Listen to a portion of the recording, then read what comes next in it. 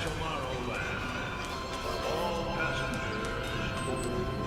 Having fun's a full-time job around here.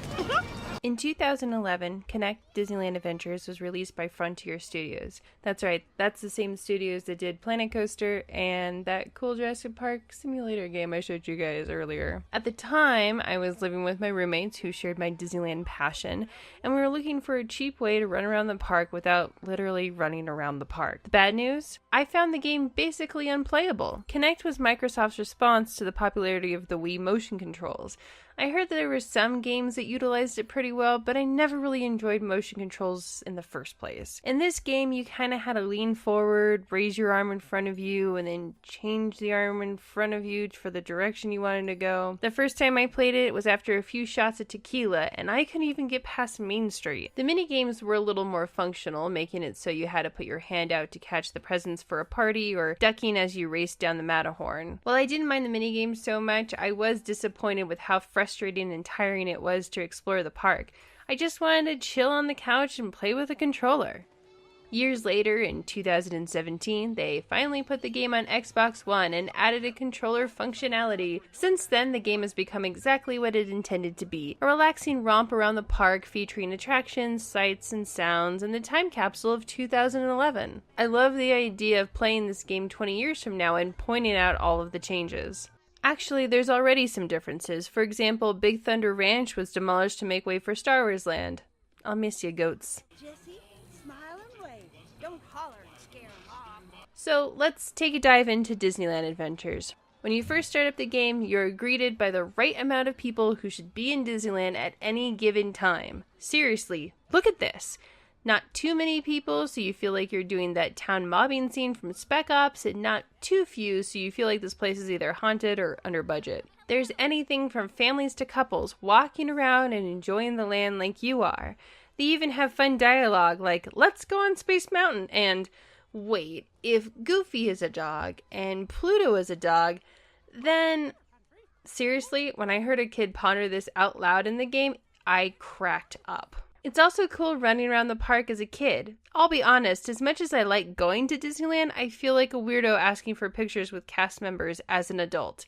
Like, am I really gonna take up space in this line that could be given to some wide-eyed kid? And yeah, I guess you could say that for all experiences at Disneyland, but interacting with characters is the one thing that really makes me feel like a weirdo. Like, okay, the last time I took a picture with a character, it was Oswald, and I might have kissed his cute little head, and I don't know what I was thinking, and I was just so happy to be in the parks and hugging one of the characters, and okay, I'm just too awkward to be allowed outdoors, okay?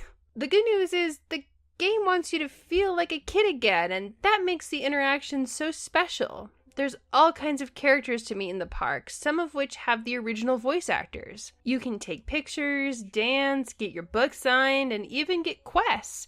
It's playful and wonderful, and it makes me feel fuzzy inside. Though I did get kind of weirded out by actual Pluto or actual Eeyore. Like, I'm used to seeing their mascot forms, which don't hang out on all fours like that. Also, fun fact, they put Duffy in this game. Don't know who he is? No worries. He's a teddy bear character that is most popular at Disney Sea over in Japan.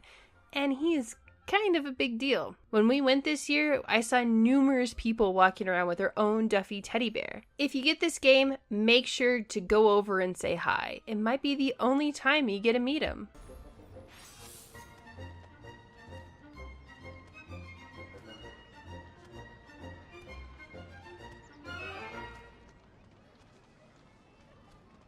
There's also a tour guide lady who gives you some fun facts.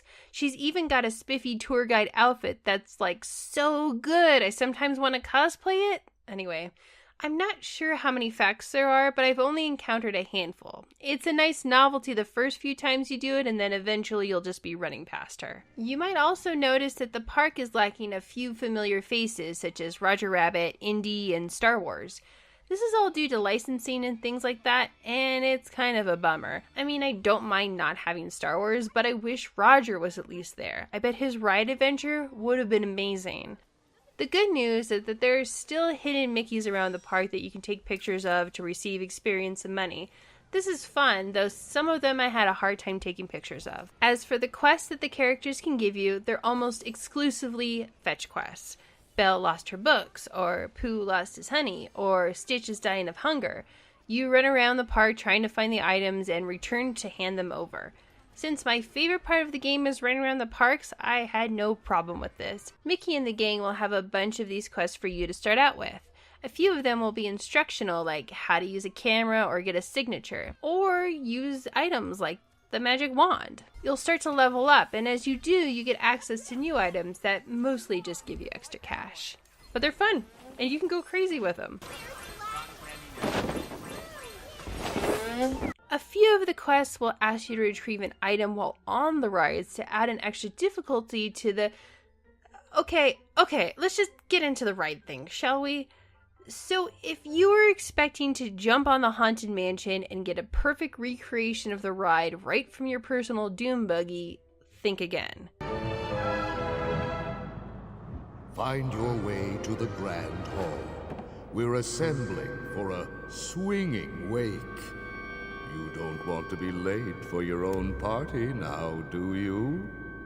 Well, a few rides are just the ride, like Dumbo, which is actually kind of fun to do. All the big ticket attractions are stories with little mini games thrown in. Here's where you can really see the Kinect skeleton of this game. A lot of these mini game adventures are clearly built for motion control, but to be honest, they're totally harmless with the controller. There's racing, quick time events, stealth missions, and more. To me, they're fun and easy enough that they're really great to play while unwinding after a long day. Yes, a few of them are frustrating, like Jungle Cruise, but the rest are totally harmless. Plus, you get money and pins for doing a good job. Oh, except for the conducting minigame. It was clearly made for Kinect, and they had no clue how to switch it over to controller. You have to move both sticks like you were conducting. And this works great if you're actually doing it with your hands, but it feels unnatural with a controller. I would suggest giving it a try just to see how lost in translation it is.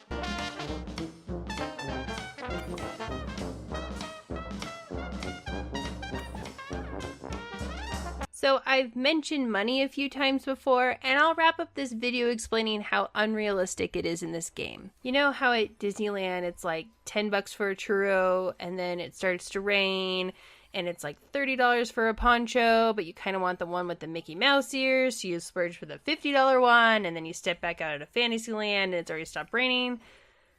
Yeah, Disneyland is expensive, like so expensive. But this game gives you more than enough money, either going through the rides or poking stuff at the park. You can buy anything you want after playing for a few hours, and you never feel like you're running out of money.